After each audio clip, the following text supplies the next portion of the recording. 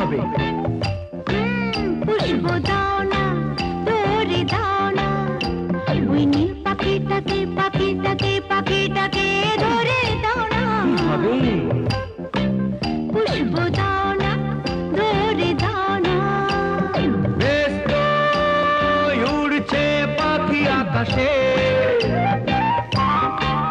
কেন মিছে বাঁধবে পাখনা?